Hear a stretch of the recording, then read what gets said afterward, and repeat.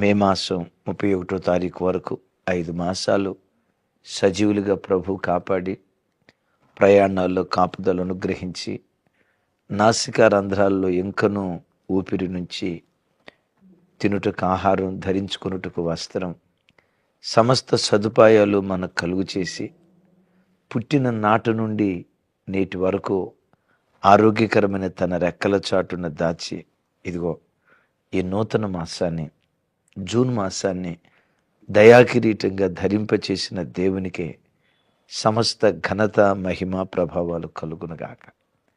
ప్రతి వసంతం, ప్రతి మాసం దేవుని దయాకిరీటమే. గడిచిన మాసం మనతో కలిసి బ్రతికిన వారు ఇదిగో ఈ నూతన మాసాన్ని చూడలేక కాలగర్భంలో కలిసిపోయిన వాళ్ళు ఎంతమంది లేరు? ఎందుకో నిన్ను, నీ కుటుంబాన్ని, నీ పిల్లలను ప్రేమించి ఆయుష్కాలాన్ని పొడిగించి ఈ నూతన మాసంలో ప్రవేశించడానికి దేవుడు కృప చూపించారు. నేటి వరకు కాచి కాపాడిన కృపగల దేవునికే సమస్త ఘనతలు, మహిమయు, ప్రభావము, ఆధిపత్యం ఇప్పుడును ఎల్లప్పుడును యుగాయుగాలు కలుగునుగాక. ఆమేన్. మంచిది. ఈ దినం ఈ జూన్ మాసానికి వాగ్దాన సందేశం ఇచ్చే ముందు ఒక ప్రాముఖ్యమైన ప్రకటన. ఈ మాసంలో జూన్ నెల 11, 12 తారీఖుల్లో ఇమాన్యుయల్ మినిస్ట్రీ సెంట్రల్ మందిరంలో సేవకుల సదస్సు 11వ తారీఖు ఉదయం 9 గంటల నుండి రాత్రి 9 గంటల వరకు, 12వ తారీఖు ఉదయం 9 గంటల నుంచి 5 గంటల వరకు సేవకులకు, సేవకురాండ్రకు ప్రత్యేకమైనటువంటి ఆహ్వానం. మందిరంలోనే దైవ సేవకులు ఉండటానికి, సేవకురాండ్రు ఉండటానికి తగుమాత్రపు ఏర్పాట్లతో వసతులు మేము ఏర్పాటు చేస్తాం. లేదు మీరు హోటల్స్లో ఉండి ఈ సదస్సులో పాలు పంపులు పొందుతానంటే మోస్ట్లీ వెల్కమ్. ఈ 2 దినాలు జరగబోతున్న సేవకుల సదస్సు కొరకు ప్రార్థన చేయండి. గొప్ప ఉజ్జీవం ఈ సేవకుల సదస్సులో కృపగల దేవుడు పుట్టించినట్లుగా మీ అందరి ప్రార్థనలో జ్ఞాపకం చేసుకొని వింటున్న వారిలో దైవదాసులు ఎవరైనా ఉంటే మీకు మా ప్రేమపూర్వకమైన ఆహ్వానం. మీరు ఎరిగిన దైవ సేవకులకు కూడా ఈ సమాచారం షేర్ చేసి వారు పాలు పంపులు పొందినట్లుగా ప్రోత్సహించి పురికొల్పగలరని ప్రేమతో మనవి చేస్తూ ఉన్నాను. మంచిది. మీరందరూ పంపిస్తున్న మీ విలువైన కానుకలను బట్టి మా నిండు మనసుతో మీకు కృతజ్ఞతలు తెలియచేస్తున్నాం. అనేక మంది బిడ్డలు ఈ పరిచర్య ద్వారా బలపరచబడి లైవ్ చూసే, యూట్యూబ్లో వాక్యం వినే వేల కొలది కుటుంబాలు ప్రతి నెల ఈ పరిచర్యకు సహాయం పంపిస్తూ ఉన్నారు. ఆర్థికంగా ఈ పరిచర్యలో పాలిభాగస్తులు అవుతున్నారు. మిమ్మును, మీ కుటుంబాలను దేవుడు సమృద్ధిగా దీవించి వర్ధిల్ల చేయునుగాక. మంచిది. ఈ జూన్ మాసాన్ని ప్రేమించి మనకు, మన కుటుంబాలకు, ఇమాన్యుయల్ మినిస్ట్రీస్ కుటుంబ సభ్యులకు కృపగల దేవుడు ఈ మాసం అనుగ్రహిస్తున్నటువంటి వాగ్దానం. యెహోషువ గ్రంథం 3వ అధ్యాయం 7వ వచనాన్ని చదువుకుందాం. అప్పుడు యెహోవా యెహోషువతో ఇట్లనెను, నేను మోషేకు తోడయుండినట్లు నీకును తోడయుందునని ఇశ్రాయేలీయులందరూ ఎరుగునట్లు నేడు వారి కన్నుల ఎదుట నిన్ను గొప్ప చేయ మొదలు పెట్టెదను. Praise the Lord. దైవజనుడైన మోషే దేవుని సన్నిధికి కొనిపోబడ్డాడు. ఆ గొప్ప దైవ సేవకుని 127 సంవత్సరాల నిండు వృద్ధుడైన మోషే నాయకత్వంలో ఇశ్రాయేలీలు అంతకాలం 40 సంవత్సరాలు నడిచారు. ఇప్పుడు నాయకత్వపు బాధ్యతలో మోషే దగ్గర పరిచారకుడిగా చిన్న పిల్లోడిలాగా ఎదిగిన యెహోషువకు నాయకత్వపు బాధ్యతలు అప్పగించారు. నేనంట ఇశ్రాయేలీలు యెహోషువను ఏ కోణంలో చూసుంటారంటే, ఈ పిల్లోడా మన కళ్ళ ముందు పెరిగినోడేగా, మన కళ్ళ ముందు ఎదిగినోడే కదా. మోషే ఎక్కడా, ఆయన గొప్ప నాయకుడు, ఈ పిల్లోడు ఎక్కడా, ఆ కుర్రోడు చిన్నపిల్లోడు. ఈ పిల్లోడు నాయకత్వంలో మనం నడవటమా? మోషే అంటే ఆయన అనుభవం వేరు, ఆయన స్థాయి వేరు, ఆయన ఆత్మీయ స్థితిగతులు వేరు. ఈ పిల్లోడు మన కళ్ళ ముందు పెరిగినోడుగా. మన కళ్ళ ముందు మన ఊరి డైలాగులు ఉంటాయి కదా, మన కళ్ళ ముందు నిక్కర్తో తిరిగినోడుగా. అరే మన కళ్ళ ముందు పుట్టి పెరిగినోడండి. ఈ నాయకత్వంలో అన్నట్లుగా ఇశ్రాయేలీలు యెహోషువను కాస్త చిన్నపిల్లోడు చూసినట్లుగా చూసి ఉండొచ్చు. దేవుడు ఎరిగి అంటాడు, యెహోషువ భయపడకు, మోషేకు తోడై ఉన్నట్లు నేను నీకు తోడై వారి కన్నుల ఎదుట నేడు నిన్ను నేను గొప్ప చేయ మొదలు పెట్టెదను. Praise the lord. ఈ ఉదయం వాక్యం వింటున్న చెల్లి, తమ్ముడు, ఆ రోజుల్లో యెహోషువను చిన్నపిల్లోడు, బచ్చాగాడు, మన కళ్ళ ముందు ఎదిగినవాడు అని ఓ చులకన భావనతో ప్రజలు చూస్తూ ఉన్నట్లుగా ఈ వాక్యం వింటున్న నీ జీవితంలో కూడా నువ్వు ఎక్కడ ఉద్యోగం చేస్తున్నావో, ఏ బంధువుల మధ్య బ్రతుకుతున్నావో, ఏ గ్రామంలో ఉండి వాక్యం వింటున్నావో, కొన్ని వేల మంది ప్రతిరోజు నిన్ను గమనిస్తున్నారు కదా. ఓ తెలియని చులకని భావన నీవన్నా, నీ పిల్లలన్నా, నీ కుటుంబం అన్నా, నీ చుట్టూతా ఉన్న ప్రజల హృదయాల్లో తెలియకుండా గూడు కట్టుకొని ఉందా? ఈరోజు ప్రభు నీతో ప్రమాణం చేస్తున్నాడు. వారి కన్నుల ఎదుట నేడు దేవుడు నిన్ను గొప్ప చేయ మొదలు పెట్టునుగాక. ఏ ప్రజల మధ్యలో చిన్నదానిగా తిరిగావో, ఏ ప్రజల మధ్యలో చిన్న పిల్లోడిగా ఎదిగావో, ఏ ప్రజల మధ్యలో చిన్న పిల్లవాడిలాగా ఎవరి మధ్య నువ్వు సంచరించావో, వారి కన్నుల ఎదుటే, నిన్ను చులకనగా చూసిన ప్రజల కన్నుల ఎదుటే ఈ దినము నుండి, జూన్ నెల 2వ తారీఖు ఈ దినము నుండి నిన్ను గొప్ప చేయటం మొదలు పెట్టబోతున్నాడు నీవు ఆరాధించే దేవుడు. దైవజనమా, లోకంలో చాలామంది ఎన్నెన్నో గొప్ప కార్యాలు చేయటం ఆరంభిస్తారు. చాలామంది ఆరంభిస్తారు కానీ మధ్యలో ముగిస్తారు. నీవు ఆరాధించే నీ దేవుడు ఎవరో తెలుసా? ఆయనే ఆరంభిస్తాడు, ఆయనే ముగిస్తాడు. అల్ఫా ఆయనే, ఒమేగా ఆయనే. ఆరంభం ఆయనే, కొనసాగించేవాడు ఆయనే, అంతము ఆయనే. మనుషుల్లాగా కొంత చేసి మధ్యలో నిష్క్రమించి వెనుచూపి పారిపోయే దేవుడు కాదు నీవు ఆరాధించే దేవుడు. ఏది ప్రారంభిస్తాడో దాన్ని విజయంతో ముగిస్తాడు. మొదలు పెడతాను అని అన్నాడు కదా, మొదలు పెట్టాడు కదా, మొదలు పెట్టేదను అన్నాడు కదా. మరి దీన్ని దేవుడు కొనసాగించాడా లేదా? వారి కన్నుల ఎదుట నిన్ను గొప్ప చేయ మొదలు పెట్టేదను. ఎంతకీ దేవుడు గొప్ప చేశాడా లేదా? చూడండి ఒకసారి. అదే యెహోషువ గ్రంథం 4వ అధ్యాయం 14వ వచనం. ఆ దినమున యెహోవా ఇశ్రాయేలీలందరి ఎదుట యెహోషువను గొప్ప చేసెను గనుక వారు మోషేను గౌరవించినట్లు అతని బ్రతుకు దినములన్నిటను అతనిని గౌరవించిరి. Praise the Lord. What a wonderful statement. వారి కన్నుల ఎదుట యెహోషువను గొప్ప చేసెను. అక్కడ మొదలు పెడతానన్నాడు, ఇక్కడ ఫినిష్ చేశాడు. కురువృద్ధుడైన మోషేను గౌరవించినట్లు యెహోషువ బ్రతుకు దినములన్నిట ఇశ్రాయేలీలు యెహోషువను గౌరవించారట. ఈ దినం ప్రారంభించాడు కదా నేను గొప్ప చేయటం. ఈ దినం ప్రారంభిస్తానని వాగ్దానం చేశాడు కదా, నీ పిల్లల చదువుల్లో గొప్ప చేస్తానని. ఈ దినం దేవుడు ప్రమాణం చేశాడు కదా, నీ వ్యాపారాల్లో గొప్ప చేస్తానని. ఈ దినం దేవుడు ప్రమాణం చేశాడు కదా, నీ పని స్థలాల్లో గొప్ప చేస్తానని. యేసు నామం పేరిట మొదలుపెట్టిన దేవుడే ఈ మాసంలోనే ఆ పని నా దేవుడు పూర్తి చేయునుగాక. ఈ పిల్లోడా, ఈ బచ్చగాడా, అరే మన కళ్ళ ముందు మన కళ్ళ ముందు తిరిగి ఈ పిల్లోడా ఆయన అన్నారే.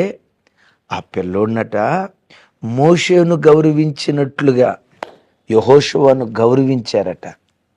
అలాంటి గౌరవం, ఘనత, హెచ్చింపు యేసు నామం పేరిట ఈ జూన్ మాసం నీకు నీ పిల్లలకు నా దేవుడు అనుగ్రహించునుగాక.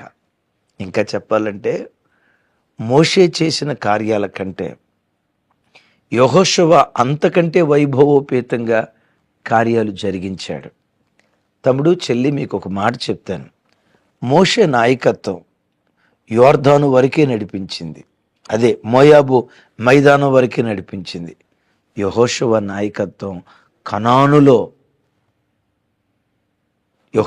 నాయకత్వం కనానులో ప్రవేశించేటట్లుగా చేసింది. మోషే గొప్ప నాయకుడే. మోషే సాధించలేని ఛేదించలేని విజయం యెహోషువ చేయటానికి, సాధించడానికి దేవుడు కృప చూపించాడు. కారణం ఏంటో చెప్పంటారా? గొప్ప చేస్తాను అని వాగ్దానం చేసిన దేవుడు యెహోషువను గొప్ప చేశాడు. నీ పూర్వీకులు సాధించలేని విజయం, నీ పితరులు సాధించలేని విజయం ఈ మాసం నువ్వు సాధించేటట్లుగా యేసు నామములో దేవుడు కార్యం చేయునుగాక. అయితే ఒక మాట చెప్తా. యెహోషువను అంతగా దేవుడు గొప్ప చేయటానికి 3 బలమైన కారణాలు. యెహోషువ అంటాడు, ఇదిగో నేనును నా ఇంటి వారును యెహోవాను సేవించదము. మీరు ఎవరిని సేవిస్తారో వారిని సేవించండి, బట్ నేను నా ఇంటి వారు యెహోవాను సేవించదము అంటాడు. అద్భుతం. ఆ ఇల్లంతా యెహోవాను సేవించే ఇల్లు. తమ్ముడు, చెల్లి, లోకంలో చాలామంది వ్యక్తుల జీవితాలు మనం చూస్తే చాలా కుటుంబాల్లో భక్తి కలిగిన వాళ్ళు కనబడతారు, సంఘాలలో భక్తి కలిగిన ప్రజలు కనబడతారు. భక్తి కలిగిన వ్యక్తులు చాలామంది ఉన్నారు, కానీ భక్తి కలిగిన కుటుంబాలు చాలా కొంచెమే. విన్నారా ఈ మాట? భక్తి కలిగిన వ్యక్తులు చాలామంది ఉంటారు. బా, ఆ అన్న ఎంత భక్తి కలిగినోడో, ఆహా ఈ అక్క ఎంత భక్తి కలిగిందో, అయ్యో ఈ యవ్వన బిడ్డలు ఎంత భక్తి కలిగినోళ్ళో. వ్యక్తులుగా భక్తి కలిగిన వ్యక్తులు చాలామంది ఉన్నారు, కానీ వ్యక్తులుగా కట్టబడిన వాళ్ళు ఉన్నారు, కానీ కుటుంబంగా కట్టబడిన వాళ్ళు చాలా తక్కువ. దావీదు వ్యక్తిగతంగా ఎంత గొప్పగా కట్టబడ్డాడు. నేనంట దావీదు వ్యక్తిగతంగా కట్టబడ్డాడు ఆత్మీయంగా, కానీ తన కుటుంబాన్ని కట్టుకోలేకపోయాడు. దావీదు కుటుంబాన్ని కట్టుకోలేకపోయేదా? దావీదు కుటుంబాన్ని కట్టుకోలేకపోయాడా అన్న? అవును. దావీదు పెద్ద కుమారుడు అమ్నోను ఏం చేశాడు? అందానికి మారుపేరు అబ్షాలోము ఏం చేశాడు? అదోనియా ఏమయ్యాడు?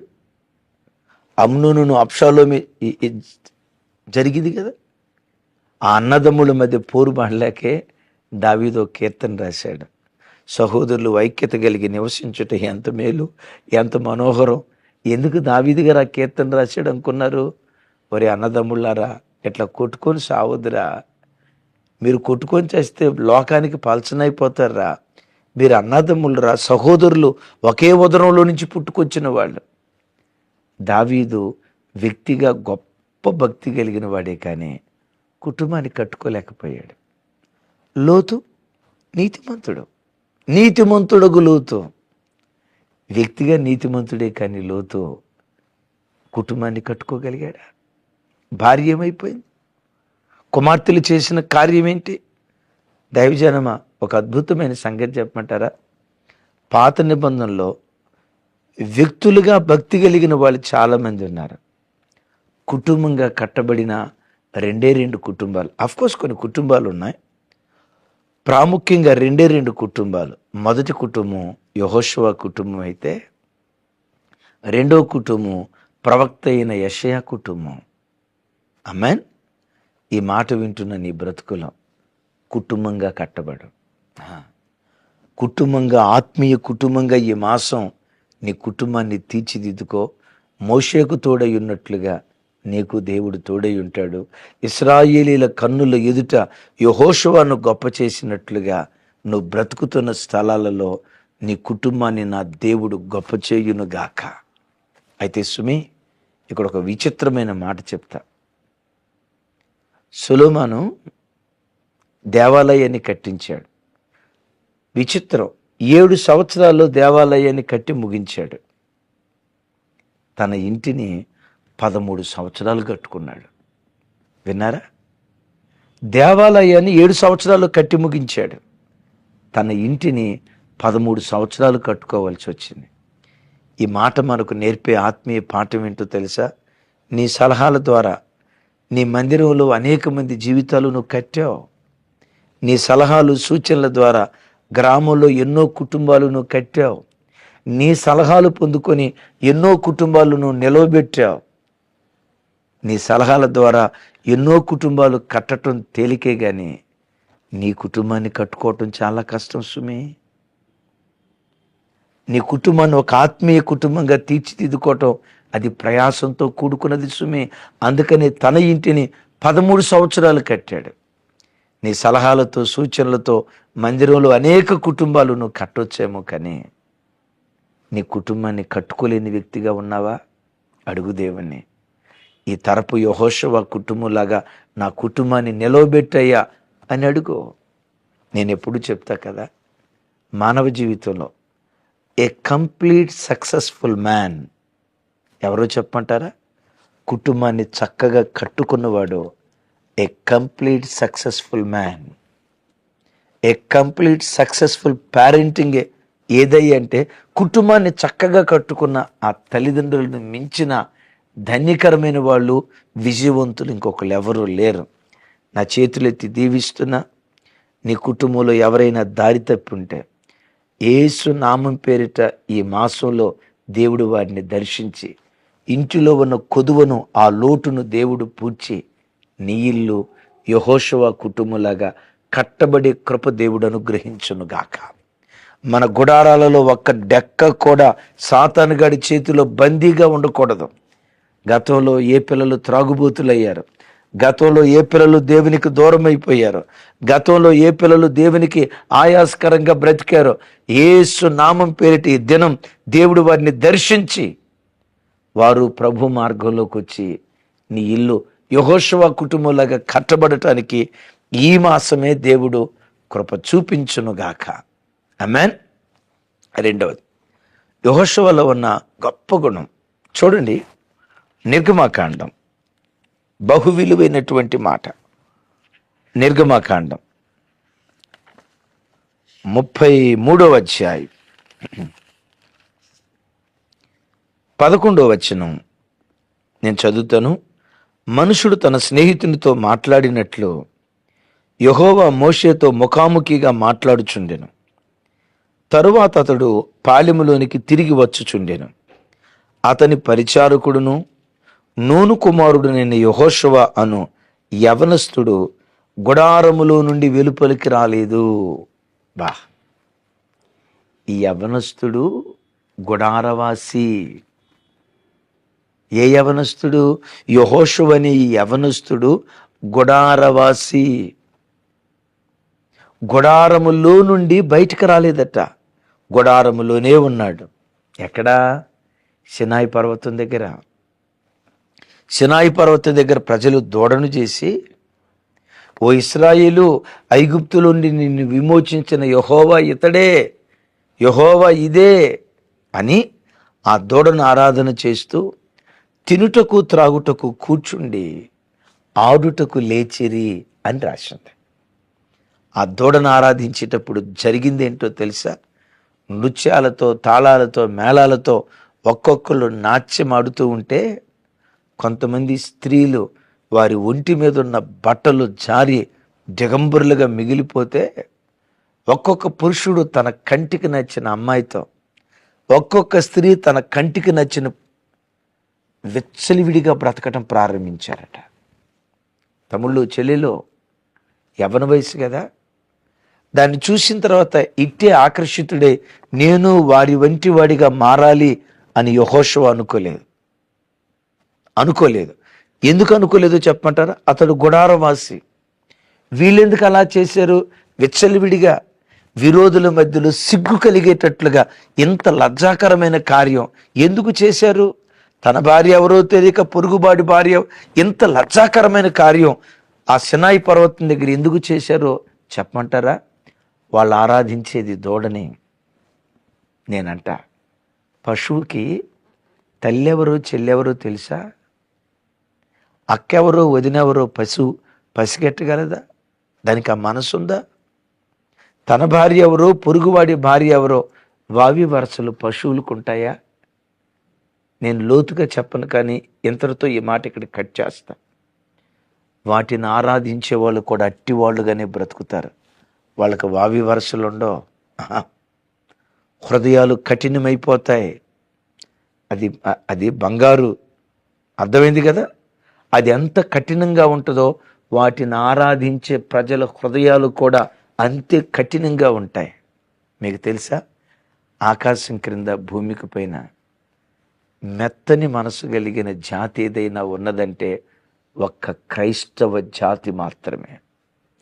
లోకంలో చాలామంది మతాల వాళ్ళు ఎదుటోని చంపి అదేదో సాధించావన్నట్లుగా విజయ గర్వంతో ఊరేగుతారు. శవాలను తొక్కుకుంటూ రక్తాన్ని త్రొక్కుకుంటూ ఏదో సాధించినట్లుగా విజయవీరులుగా ఊరేగుతారు. క్రైస్తవునికి ఉన్న గుణం ఏంటో తెలుసా? పొరపాటుని ఎవరినైనా ఒక్క మాట అంటే, ఎందుకన్నా ప్రభు అట్లా, నా నోరు కంట్రోల్ చేసుకుంటే పోయేది కదయ్యా, ఎందుకు నేను అట్లా మాట్లాడానయ్యా, విలవిలలాడిపోతాడు క్రైస్తవుడు. వాళ్ళైతే చంపినా కొంచెం కూడా బాధపడరు, కఠినంగా ఉంటారు. ఎందుకు తెలుసా? వాళ్ళు ఆరాధించే వట్టివి. మీకు అర్థమే? వాళ్ళు ఆరాధించే వట్టివి. అంత విచ్చలవిడిగా బ్రతికారు. యెహోషువ అలా బ్రతకలా. ఎందుకో చెప్పంటారా? గుడారవాసిగా బ్రతికాడు. గుడారవాసిగా. గుడారం అంటే దేవుని సన్నిధానం.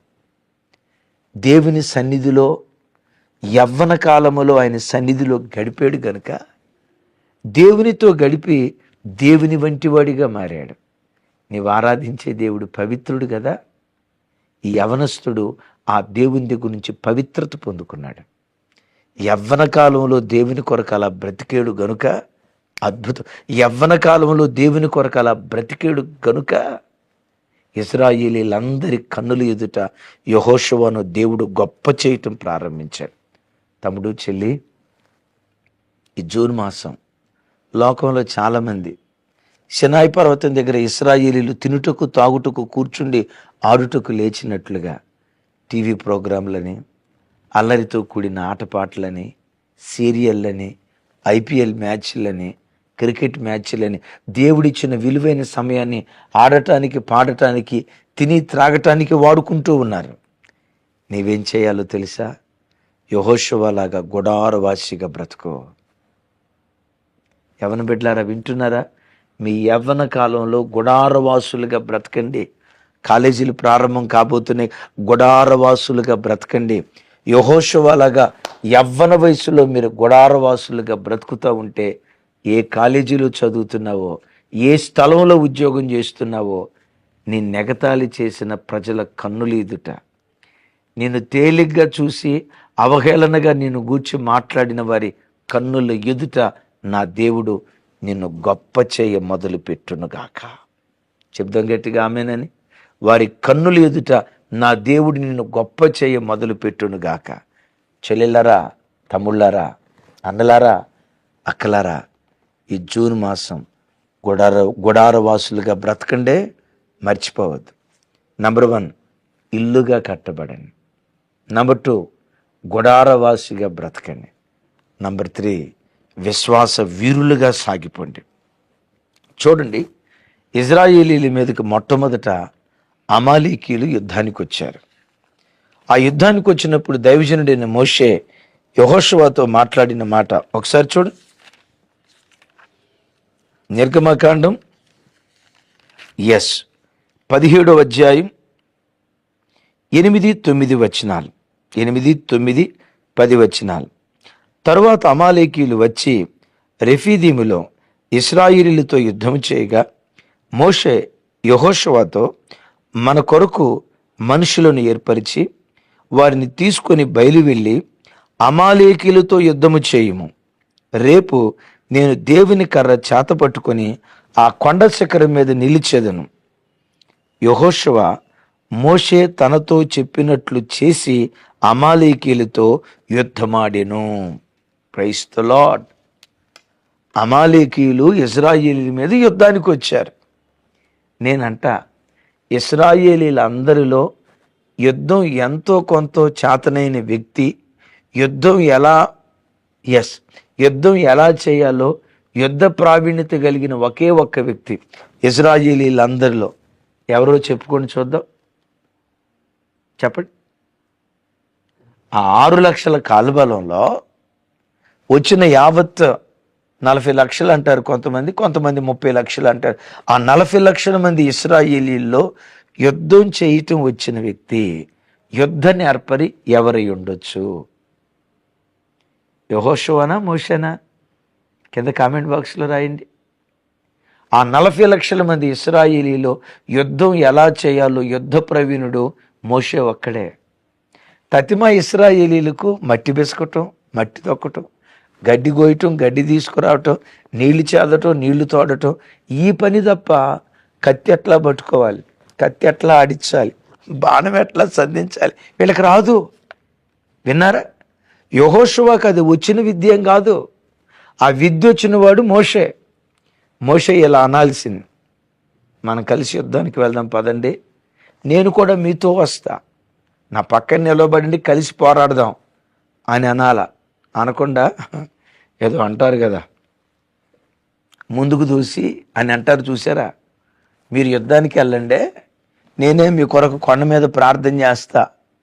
నేనంట ఆ ప్రార్థన ఏదో యుద్ధ భూమికి వచ్చి ప్రార్థన చేయొచ్చుగా అని మనమైతే అనేవాళ్ళం. యెహోషువ అనలా. బైబిల్లో రాయబడిన మాట ఏంటో తెలుసా? మోషే చెప్పినట్లు అతడు చేసి యుద్ధమాడాడు. మోషే చెప్పినట్లు చేసి యుద్ధ భూమిలో యెహోవా నిస్సి అఖండమైన విజయాన్ని పొందుకున్నాడు. యెహోషువ నీకు యుద్ధం రాదు కదయ్యా, ఆ యుద్ధ భూమిలో పోరాటానికి నువ్వు ఎట్లా వెళ్ళావు? నా ప్రభు బిడ్డలారా, యెహోషువ గుండెల నిండా విశ్వాసం. నా కత్తితో కాదు, దైవజనుడైన మోషే చేసిన ప్రార్థన ద్వారా నేను విజయాన్ని పొందుతా. నా దేవుడు ప్రార్థనలు ఆలకించేవాడు. ఐగుప్తు దేశంలో మేము పెట్టిన మొరలను బట్టే కదా ఐగుప్తు దాస్యత్వం నుంచి మాకు విడుదలిచ్చింది.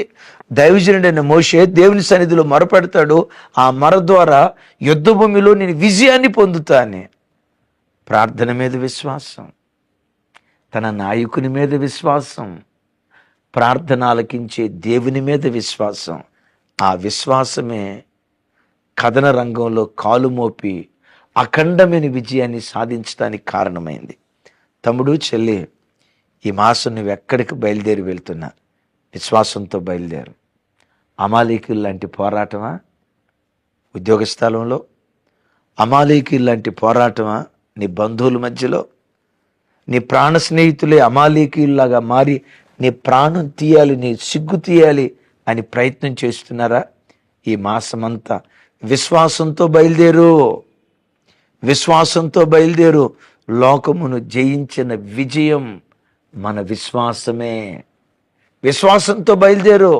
అవును, దైవజనుడైన మోషే 12 మంది వేగులు వారిని కనాను వేగు చూడటానికి పంపించినప్పుడు కాలేబు యెహోషువలు ఒక గుంపు, తతిమ 10 మంది మరొక గుంపు.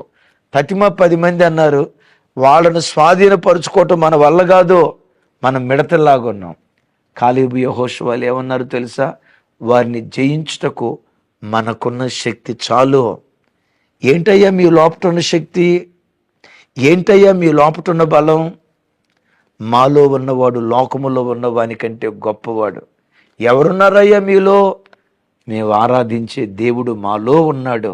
మాలో ఉన్నవాడు వారికంటే శక్తివంతుడని విశ్వాసము ద్వారా రాజ్యాలు జయించారు, సింహాల నోళ్ళు ముయించారు, అగ్ని బలాన్ని చల్లార్చారు. ఖడ్గదారుల నుంచి వాళ్ళు తప్పించబడ్డారు, అఖండమైన విజయాన్ని సాధించారు. తమ్ముడు, ఈ మాసం ఎక్కడికి బయలుదేరి వెళ్తున్నా విశ్వాసంతో బయలుదేరు. నువ్వు బ్రతుకుతున్న ప్రజల కన్నుల ఎదుట నా దేవుడు ఈ మాసం నిన్ను గొప్ప చేయునుగాక. యెహోషువ జీవితంలో దేవుడు జరిగించిన ఈ వాగ్దానం మనందరి జీవితాల్లో, ఇమ్మాన్యుయల్ మినిస్ట్రీస్ జీవితంలో, ఈ వాక్యం వింటున్న కుటుంబ సభ్యులైన మీ కుటుంబాల్లో, మనందరి కుటుంబాల్లో ఈ వాగ్దానాన్ని దేవుడు నెరవేర్చునుగాక. బట్ ఆ వాగ్దానం నెరవేర్చబడాలంటే నంబర్ 1 కుటుంబంగా కట్టబడండి. నంబర్ 2 గుడారవాసులుగా బ్రతకండి. నంబర్ 3 విశ్వాసంతో కదలండి. నంబర్ 3 విశ్వాసంతో కదలండి, విజయాన్ని సొంతం చేసుకోండి. అట్టి కృప దేవుడు మనందరికీ దయచేయునుగాక. నేను ప్రార్థన చేస్తాను. ఈ మాసం కొరకు అందరూ ప్రార్థనలో ఏకీభవించండి. సర్వశక్తి గల తండ్రి, సర్వశక్తి గల తండ్రి, సకల ఆశీర్వాదాలకు కారణభూతుడా, మీకు స్తోత్రాలు. గడిచిన 5 మాసాలు సజీవులుగా మమ్మలను కాపాడి ఈ జూలై మాసాన్ని దయాకిరీటంగా మీరు మాకు ధరింపచేసినందుకు స్తోత్రాలు. వారి కన్నుల ఎదుట నేడు నేను నిన్ను గొప్ప చేయ మొదలుపెట్టేదనని యెహోషువతో వాగ్దానం చేసి 4వ అధ్యాయంలో ఆ వాగ్దానాన్ని నెరవేర్చావు. ఇశ్రాయేలీయుల కన్నుల ఎదుట యెహోషువను గొప్ప చేశావు. మోషేను గౌరవించినట్లుగా యెహోషువను బ్రతుకు దినములన్నిట వారు గౌరవించిరి అని చూస్తూ ఉన్నాం. నా చేతులెత్తి ఈ ప్రార్థనలో ఏకీభవిస్తున్న ప్రతి బిడ్డ కొరకు ప్రార్థిస్తున్నాను. ఏ ప్రజల కన్నుల ఎదుట బ్రతుకుతున్నారో, ఏ ప్రజల కన్నుల ఎదుట ఉద్యోగాలు చేస్తున్నారో, ఏ ప్రజల కన్నుల ఎదుట వ్యాపారాలు చేస్తున్నారో, ఏ ప్రజల కన్నుల ఎదుట చదువుకుంటున్నారో, ఆ ప్రజల కన్నుల ఎదుట ఈ మాటలు, ఈ ప్రార్థనలో ఏకీభవిస్తున్న ప్రతి బిడ్డను ఆ ప్రజల కన్నుల ఎదుట మీరు గొప్ప చేయుదురుగాక. ఉద్యోగ స్థలాల్లో గొప్ప చేయుదురుగాక, వ్యాపార స్థలాల్లో గొప్ప చేయుదురుగాక, చదువుకుంటున్న చదువుల్లో గొప్ప చేయుదురుగాక. బంధువుల మధ్యలో, రక్త సంబంధికుల మధ్యలో, గ్రామంలో, చుట్టాల మధ్యలో ఈ ప్రార్థనలో ఏకీభవిస్తున్న ప్రతి బిడ్డను మీరు గొప్ప చేయుదురుగాక. అయ్యా, ఈ మాసం, ఈ జూన్ మాసం నీ బిడ్డలు ప్రయాణమై ఎక్కడెక్కడికి వెళ్ళబోతున్నారో రాకపోకల్లో కాపుదల దయచేయ్యా. ఇది మొదలుకొని నీ దేవుడైన యెహోవా రాకపోకల్లో తోడయ్యుంటారు అని సెలవిచ్చిన మాట ప్రార్థనలో ఏకీభవిస్తున్న ప్రతి బిడ్డ జీవితంలో మీరు నెరవేర్చుదురుగాక. అయ్యా, ఈ మాసం ఎవ్వరి కష్టార్జితం హాస్పిటల్ పాలు కాకూడదయ్యా. మందులకు మాకులకు ధారపోయకూడదయ్యా. వారి కష్టార్జితం వడ్డీ వ్యాపారస్తులు తినకూడదయ్యా. వారి కష్టార్జితం నిశ్చయంగా ఈ మాసం వారే అనుభవించుదురుగాక. యేసు నామం పేరిట ఈ జూన్ మాసంలో మూయబడిన గర్భాలు తెరుచుదురుగాక. యేసు నామం పేరిట ఈ జూన్ మాసంలో ఉద్యోగాల కొరకు ప్రయత్నం చేస్తున్న బిడ్డల జీవితాల్లో గొప్ప ఉద్యోగాలు మీరు అనుగ్రహించుదురుగాక. వివాహం కొరకు ఎదురు చూస్తున్న యవన బిడ్డల జీవితాల్లో ఈ మాసం ఏకాంగులను సంసారులుగా చేయుదురుగాక. యేసు నామం పేరిట ఎక్కడ ఏ ప్రజల మధ్యలో చులకన చేయబడ్డారో అదే ప్రజల కన్నుల ఎదుట అంతకంతకు మీరు గొప్ప చేయుదురుగాక.